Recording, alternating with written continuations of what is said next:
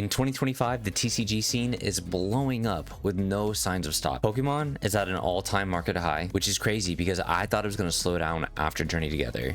I was wrong. Magic the Gathering has also popped off with its release of the Final Fantasy set, bringing in a whole bunch of outside players and returning players, including me. I now have a commander deck and have played through a whole competitive season of Magic the Gathering Arena. And I don't really know anything about sports cards, but they seem to be hanging in there and doing great. Also, thunder up. Let's go. All that being said, another part of this collectible industry that is blowing up is actually the trading card shows. I live in the Midwest, like Oklahoma, and every weekend there's like 2 to 3 shows that I could drive to if I really wanted to. Not only are there more shows than ever, there are also more content creators. And on top of that, there are content creators that go to shows, whether they're vending or buying. YouTube is full of POV vendor videos or POV buyer videos. You can probably search up the major city closest to you with like buyer POV or vendor POV and get a handful of people that would pop up for you to watch and like just like that are just local in your area that are making content about this type of thing. I started collecting Pokemon again right before the big boom that happened last year. I have a current goal of getting a full set of graded 10 Jolteons. I was saying PSA 10 Jolteons. We'll see. I don't know how that all looks. That's another story for another time, but that's why I started doing what I was doing, and I've had a great time buying, selling, trading, grading, flipping, the whole step along, like all the steps along the way. I've had a great time doing it. So much of a good time that I've decided that I want in on the show fun, the fun that looks like whenever I've been going to shows too, and it looks like such a good time. I've watched all the videos that I was just talking about. Like everyone seems just like really be having a good time around the card show scene, but I'm missing the 2 major things that you need to do this. 1, I don't currently have an inventory that's worth selling to anyone. 2, I don't currently have the capital to just go buy the inventory, so I can't be a vendor or a buyer at a show right now. Well, I can, just not on the level of like making content about it. So I don't know. I currently try to do my best to keep my hobby capped under the monetary level that I have allocated to spend on my hobby, which is just super frustrating because everything I want at any given moment is just totally accessible online, either through Facebook Marketplace or eBay or going to the local card shop. It's all there. I just can't afford it right now. But anyways, if I don't have the 2 basic requirements it takes to either be a vendor or a buyer at these shows, like a regular vendor or a regular buyer, I can go every once in a while and have fun, right? Or go and look. I have to ask myself, what do I actually have? Well, I have this. I do have access to this whole gym, and it's huge, and this huge parking lot, but more importantly, this huge gym. So here's what I envision in this place. I've been to a lot of the other shows, and I think a lot, like I see rooms about this size or like a little bit bigger, and I just imagine like 60, 70, 80 vendors in here with a lot of space and a lot of room to walk around, and nothing's too tight. It doesn't feel too bad, and there's a good door over there to come in and out. The parking lot's right there, and I see this, and I think I just have this vision of this thing coming to fruition, and I love it. So things I need to figure out from here. How do you even do this? Where do you start? How do you make the show happen? So I actually work here. This is the church I work at, Christ Church in Midtown, and we have a goal here to be Midtown's best neighbor. So if I was gonna do something like host a big card show, I knew from the very beginning that I was gonna need to have a good reason and a good cause to do it. And one of the things came very apparent around that same time is that there's a school down the street, Edison Middle and High School, and they have a new esports team. And esports in Oklahoma does not get the funding like basketball and like football does and things like that. And so they are a little underfunded. And I was like, hey, this could be a really cool opportunity where a passion I've been having lately of growing my card inventory, my investments in this TCG thing, and to potentially host the show, but also to team up and to help support the local school in a way that they just need some funds. So this is going to be a charity card show. It's going to be awesome. It's going to be great. We're going to be in this gym, and all the proceeds that a host would normally make at the show, to either set up their next show or fill out the raffle prizes or whatever the overhead cost goes to, we're gonna give to the school. We're gonna give to Edison Esports team, and it's gonna be great. I'm really excited. So we have the thing we wanted to do. We want to host a card show. And we have the reason why. We want to support Edison Esports team. But now we just got to ask the question, how are we going to do it? How does this all come to place? And I think where we need to start is I need to ask for help. And so I've set up an interview, and we're going to interview a vendor, a local vendor legend, Goatcher's Cards. So yeah, check it out. All right, so here we are with Goatcher's Cards, and I'm very excited to have this opportunity to interview Goatcher. He's a great guy. I'm excited to hear and learn some more about his journey and his process and how he started and where he is now, and just like what we can do for this show coming up, and how to make it awesome. And I think Goatcher's going to let us know how to do that. So Goatcher, go ahead and introduce yourself for a little bit. Tell us what we need to know about you, man. Hey, Ethan, thank you very much. I appreciate the opportunity. Yeah, so my name's Spencer. I run Goatcher's Cards up here in the Tulsa area in Oklahoma. If you all have been out to any of the shows over the last 3 years, you've probably seen us and seen us grow. But as Ethan said, I'm one of the bigger vendors up here. We have grown our inventory from being about $2,000 when we first started to being well over $70,000 whenever we show up to any given show. So we kind of know what we're doing now, but we're always trying to figure out some more and learn. But if you guys go to any of the GG2 shows, any of the 10-point shows, we also attend Cards and More sometimes. And then whenever new ones pop up, we try to join in and see what we can do. We have been at this for, I want to say, 3 years. So started back in 22, and it's now September of 25. So yeah, we've been at it for about 3 years.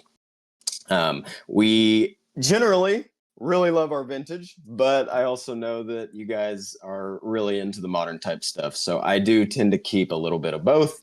We're always into singles, slabs, and sealed. Been a little bit low on the sealed lately, but yeah, we do them both. Whether you're into extremely high end or you're into binder collecting, low stuff, we try to have a little bit of everything for everybody. You're always welcome at our table. We're always going to try and serve whatever you're after, whether it's a $1 illustration rare or it is a $5,000 PSA 10 Charizard. Oftentimes you can find it at Goatcher's Cards. That's awesome. And just a couple of other cool interactions I've had with Spencer. We were at one of our local card stores at Trade Routes Tulsa, and I had just gotten back into collecting. It was before the big boom had happened. I was just like excited to be at a card store and see all these cards that I, just getting back into it. And Spencer's over here talking about, bringing a whole bunch of cards in to sell and then like moving a lot of stuff. I'm like, what is going on? And so, I got to ask Spencer some questions like, oh yeah, I just started, I think this was like almost a year ago that I'm talking about. So you're like, yeah, we started about a year ago. It started off with a little bit and just, you can kind of just keep working your way up. And if you be like just honest about what you want and open about what you're willing to sell and what you're willing to give for it, like anyone can grow. And like, I've actually been able to grow a little bit thanks to some of this mindset that Spencer's given me. I meant to tell you this in the pre-interview, but I actually just bought my first other person's personal collection. They were removing their whole collection, and I was able to obtain it, and now I'm like piecing it out, putting some of it in on my own PC and like flipping it. So like pretty cool. It's a little milestone, right? To be able to buy someone's binder and be like, absolutely, that's fantastic. We got kicked off that way. Our really where we started wasn't even at card shows. We started on Facebook doing claim sales in a lot of the bigger groups that had like 50,000, 100,000 members. And so what we would do is take $300, $400. We'd go buy a local binder collection that was just a whole bunch of really beat up vintage hollows, that anywhere from like $2 to $20. And then we'd go and we'd start a claim sale. So you lay everything out flat, you take a nice picture, you say, hey, I've got this claim sale starting at 6 p.m. tonight, and then you make a post, and then in the comments of that post you go through and show each card's condition and the price. People can make an offer, or they can just say claim, and then afterwards you go in, you tally everybody up, you send them their totals, you get their information. Once you get payment, you ship everything out, and then we start over, right? And so we did that for about a year before we even got started doing card shows. That's kind of how I built up my my business from the ground up. Yeah. So that's fun. That's fantastic. That's a good way to start. And you also, another cool thing about you have an incredible grading rate. Like you're like that last grading video you had. So make sure you go check out Goatcher's Cards on YouTube, because his gym tin rate on that last video he came was pretty impressive. So I appreciate it. Yeah, we have really gotten strong into grading a lot of our own stock. I take great pride in being able to do that. I think it's fun, honestly. This is a hobby at the end of the day. Granted, yes, it can be a very expensive hobby. You can turn it into a business. Some people are able to fund their life off of it. But at the end of the day, it's Pokemon cards. It's supposed to be a lot of fun. And part of the fun for me is being able to say, hey, look, I took a $20 card and turned it into 200, right? It's just fun. Being able to do the hunt and then also put it on your table. It's a lot of fun. yeah, especially if it's a PC card. Yeah, it's really especially awesome. if it's a PC card. Because then if you have a $500 PC card, but you're into it for $70, yeah, it feels good. yeah, it feels real good. Well, okay, let's get down to business here. I really appreciate you doing this interview. I'm really anxious about this card show I'm going to host, and I just want to make sure it goes really well. So I'd love to ask you a couple questions about it. And so I just, as a vendor, and like you've already given us a lot of content so far about what it took to even get to the vending level, which I appreciate. I feel like there could be a whole video about talking about what you should do before you become a vendor. Sure. So a video idea for you, you can have that one. And oh heck, we may have to do that one together. Yeah, okay, that sounds fun. But it's I just want to know, what are some of your most favorite memories of being a vendor, and what are just some really awesome moments in the vending, whether it's milestones or community interactions. What are some stuff you really cherish? Sure. So, first, I'd like to say a lot of the friendships that I hold today are because of coming in and becoming a vendor. Now, that's not to say you can't do it as a buyer. You can most certainly walk shows and make friends with everybody. Pokemon community is a really fantastic community and offers that type of experience. But when you're sitting on the vendor side of the table, there's just that level of understanding between you and other vendors that do it, about how much work goes into it, what you have to procure on the back end in order to be able to actually show up on show day with a nice setup and display yourself well. And so you create really strong, lasting friendships. So some of my best friends right now, Kevin, Toon, you guys, where you stand with me. But I have so many, Dawson, Carrie, Jillian, it just so many people that you meet through this side of things, getting to make deals with them, and then that become lasting relationships is really strong memories for me. But I would also tell you things like the first time I sold a card for over $1,000. Oh my gosh. I didn't think that was possible whenever I got into doing Pokemon at a little higher scale than what I was originally doing back in like 2016. I can remember back in 2016 buying a card for $20 and thinking that was ridiculous and a big waste of money. And now we've got cards like the first card I sold over $1,000 was a PSA 10 Moonbreon from Evolving Skies, and I actually sold it to Michael from 405. But I remember him laying down goodness, I want to say it was like $1,500 something dollars on my table, all in cash. And I had my wife next to me. And actually, my mother was there as well because she wanted to come see what it was all about. And I looked over, and they just mouth agape, could not believe what they were seeing.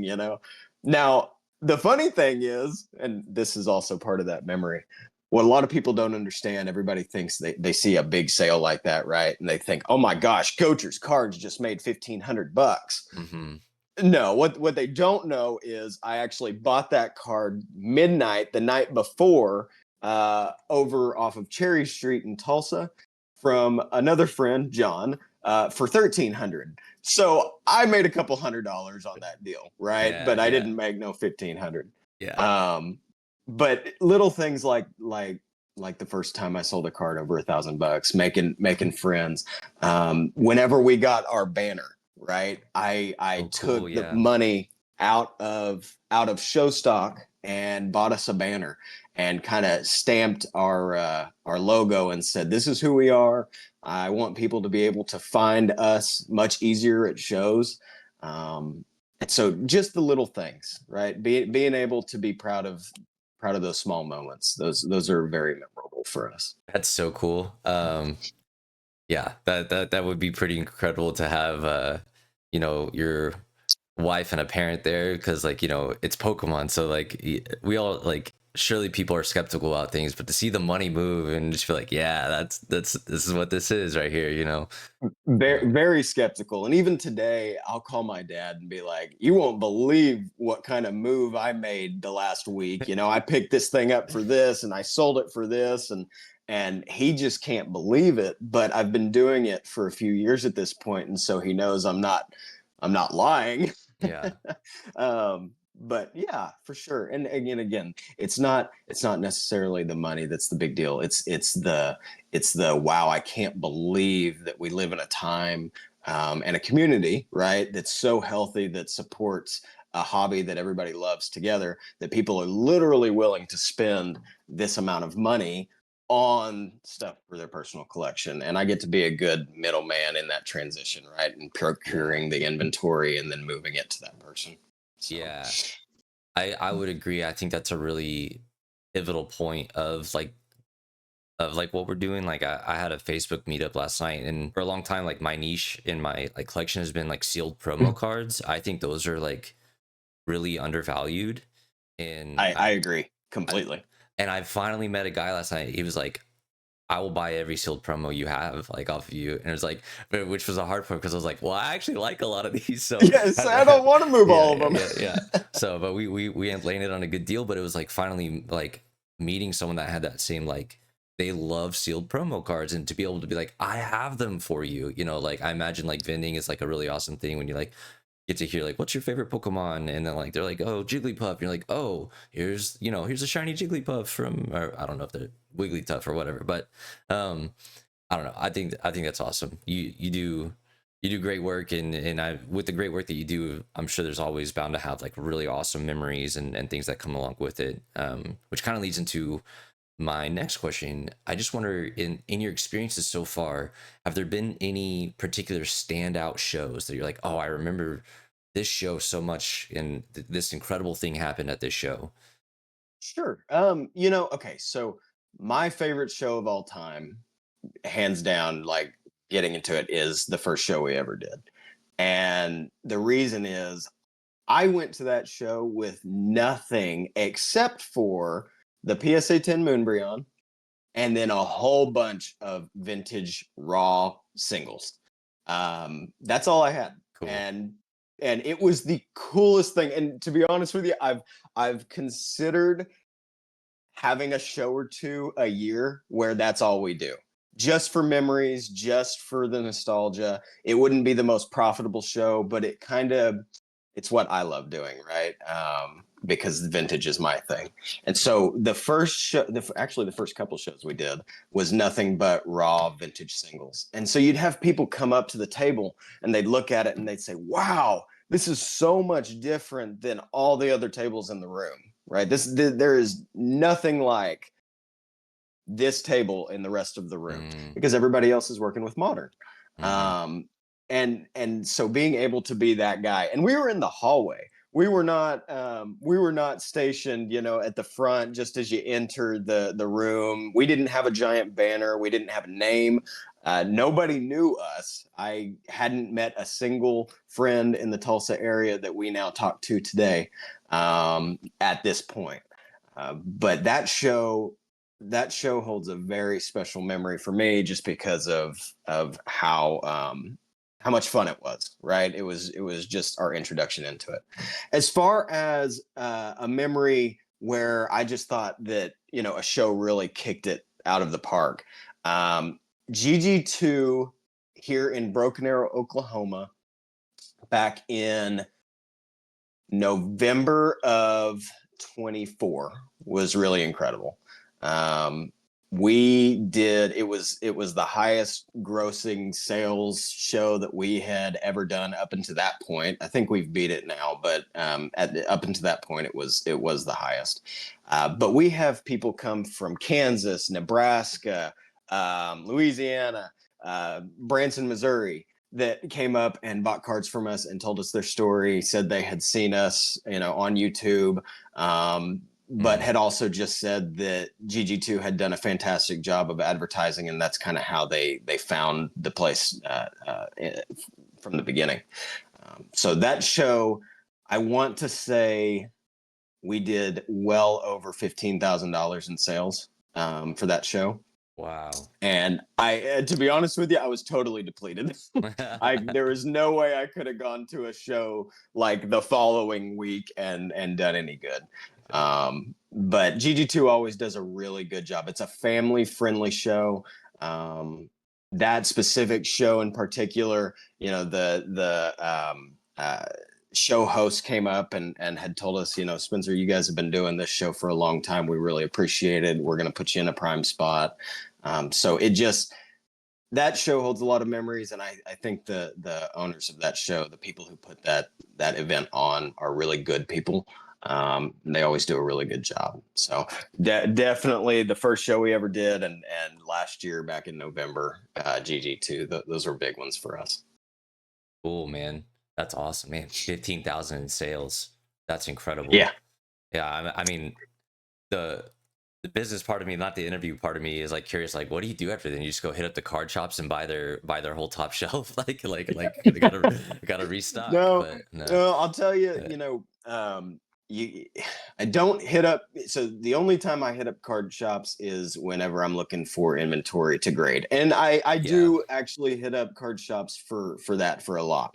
But they got to make their money and they got overhead, right? right, And so yeah, they're either going to be at market or they're going to be above market.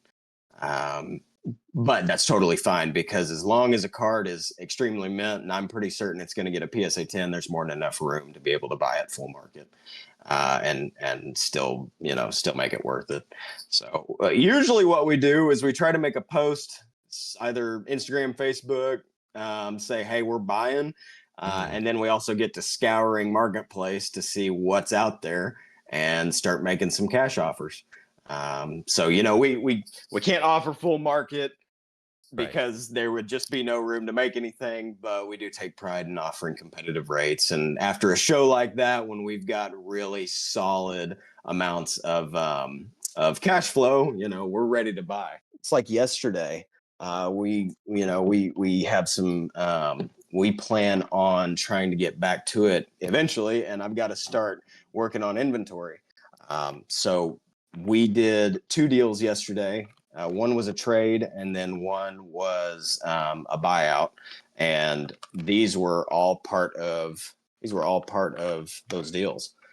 So we've got a PSA 10 Magic card from wow, Paldea Evolved, which goes for about 2,100. We've got a PSA 10 Rayquaza VMAX from Evolving Skies that goes for about 1,650. A PSA 10 Lugia V from Silver Tempest. It's about $1,100 right now. So goodness, yeah. Whenever you have a good show like that, time to move all of that back into new inventory, and picking up quality items like that really helps push people to your show, or to your table. Yeah, and that's something you do really well. Again, that's probably a topic for another video, but like, using your content creation to advertise not just like your YouTube, but also like your Facebook posts and everything. Like, hey, this is gonna be at the show this weekend, like posting that like Rayquaza. There's gonna be someone out there that's like, oh, Spencer's got a Rayquaza. I gotta go check that out and see if that's one for me. You know what I mean? So Absolutely. At the not the last one, the GG2 before last, we had a PSA 10 Blastoise EX from Fire Red Leaf Green. oh Huge yeah. card, very low pop, like 160 of them exist in the world. And I think it's worth more, but it was about a $3,000 card. I had posted it and just said, hey, this will be at the show. And a buddy of mine, who is another vendor, came up and snagged it within 10 minutes of the show starting. So and he's from out of state. He had no clue I had that until he saw my Instagram. Yeah. So definitely, if you're not following us, definitely follow our socials. We post stuff all the time, and a lot of the stuff we post you'll see at the shows if you're ever interested in coming and picking it up. That's something I've enjoyed going to shows and seeing, is the vendors like I've never vended before, but it does look like a fun little tight knit community. And like I'll just see like a vendor walk behind another vendor's table with like stack of slabs and just kind of like set it in front of them, give them the look like, I know you want these. Like what you For certain that happens. It seems like we play musical chairs with expensive Pokemon cards a lot of times. But don't get me wrong. We also have moments where we tell each other, hey, I want to save this for somebody who is going to come and pick it up from my table. So no, you're not going to get this to move to your table. I'm Yeah. going to keep it for a customer. Yeah, it is a But business at the yes, end of the day, for sure. there is a lot that goes on behind the scenes, and we do rotate inventory with each other quite a bit. Well, Spence, it's a good segue into our last question is, from the vendor's perspective, and this is my ultimate concern, is I want everyone to win at the show, and that means I need to know what makes a good show for the vendors. So what are some things in a card show that you're really hoping for, looking for, or things that would make a great show? Sure, absolutely. So I would tell you, number one, I want to at least have seen that the host is like a good community person that is putting in the effort and trying and has a good a good personality. There is nothing worse, and I'm not going to name names, but we have attended a show before where I afterwards said I won't be going back, and we did a lot of sales for that show, but it was just the pain of putting up with the way the host had handled the show, the things they were doing, things we asked them not to do that they refused to fix. It just isn't worth it. So making sure that the host is on board with the vendors, is willing to hear them out and try to make a welcoming, easy show. That's a big deal. Second, I would tell you, are my vendor friends, are people I know going, are they interested in going to the show? Do they want to do it with me? Because oftentimes it can be, I wouldn't say lonely, but it's nice to have vendor friends around that are on the same side of the table as you, that that you can have conversations with, because the rest of the day you're spending doing deals, right? And so we're talking numbers all day long for the entire weekend. It's nice to have a group of friends hanging out with you, and you can talk about anything else. And I would also tell you, it's a big deal to have the community support. So if I know that people are out there talking about the card show, people know it exists, they're excited, they want to go see it that weekend, they're going to bring their friends. It is a business for a lot of people, or it is a hobby business for a lot of people. I would tell you that we've kind of moved into being a hobby business. I've always said this is just a hobby for us, but at the level we're doing it now, it's probably like a hobby business. But getting people excited for the show, right? Have I heard stirring out and about? Have I done deals with people in the local Walmart parking lot and they said, hey, have you heard about this show coming up? Are you interested in going to that? Are we going to see you guys there? stuff like that is a big deal for a lot of vendors, and kind of what makes a card show tick, right? What's going to make it a really good show. Um, we also have had one. This is a totally separate one that was out in eastern Oklahoma. Again, we won't do it again. Vendor or the host was fine. He just didn't put a lot of effort in, and so we did one deal all day. Mm, You know yeah. it. So having community support is a huge deal. I would also tell you that what you're doing with this show coming up is a big deal, because this is a show that is going to be put on for a great cause. It is not just for people that are coming in and wanting to be a vendor and try to make some money off of cards for the weekend. You're putting this on for a group of kids, so that you can give them some money, and I think that is a fantastic reason to host a card show over a weekend. We can all head out, have a good time, work some deals, work some magic, find some stuff for your PC, have a good time with local vendors. But at the same time, we can kind of give back to the community and help somebody else, right? So I Yeah, think man. having a why is also really strong, really important. And definitely the show has that. Dang, dude. Thanks. I appreciate that. Yeah. So what I'm hearing from you is good communication and support from the host to the vendors, and vendors that have other vendor friends that are interested in coming, and a good advertising, and then just like a good reason. That's what I'm hearing from you about a good show. Absolutely, and everybody should be coming with the idea of having fun. You know, make it about the fun, and then the business side of things will always follow. So as long as, like we were just talking about, as long as there's a good reason, as long as there's a why, people are excited to show up to support. The rest of it will take care of itself. Awesome.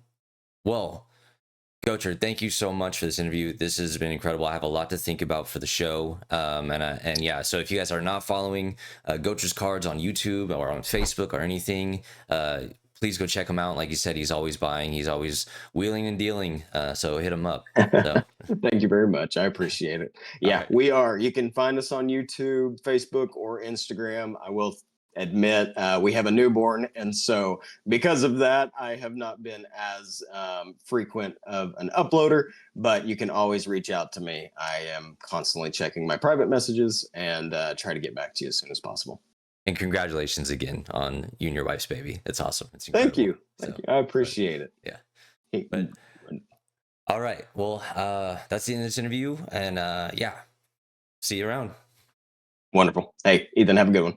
There you have it. That's my interview with Spencer from Goatcher's Cards. Guys, I feel like I learned a ton from that interview, but the reality is, uh, it is currently September 13th, and this show is on October 18th. So we just have a month and a couple days to get this show ready, and so many things are already in place. Okay, there's advertising already all over everything.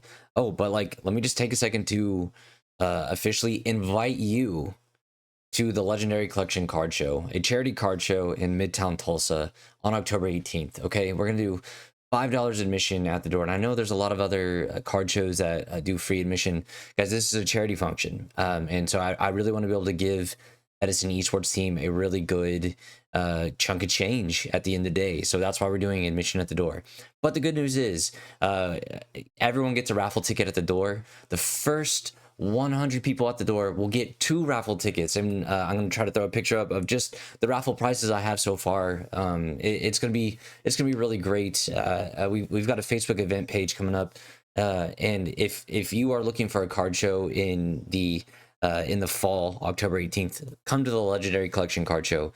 We'd love to see you there. If you're a vendor and you're looking for a 1-day show, a 6-hour show from 10 to 4 p.m., that I'm hoping to have a minimal of 300 to 400 people come through in and out the doors in a 6-hour show, hit me up. We're looking for sports and TCG.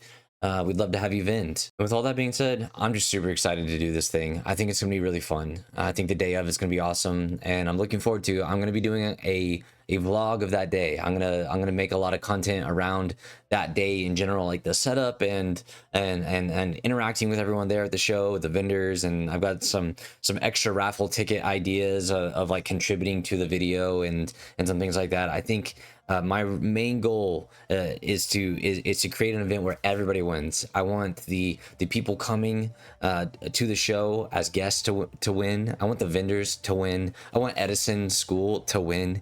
I want this to be a really truly incredible thing, and I want to help the vendors have a good time, especially knowing that this is a smaller show. So if you're a vendor looking for someone who wants to help empower you, maybe you're a new vendor, maybe you're someone who's not so sure about if they're trying to get in. This is a great little like 1-day show.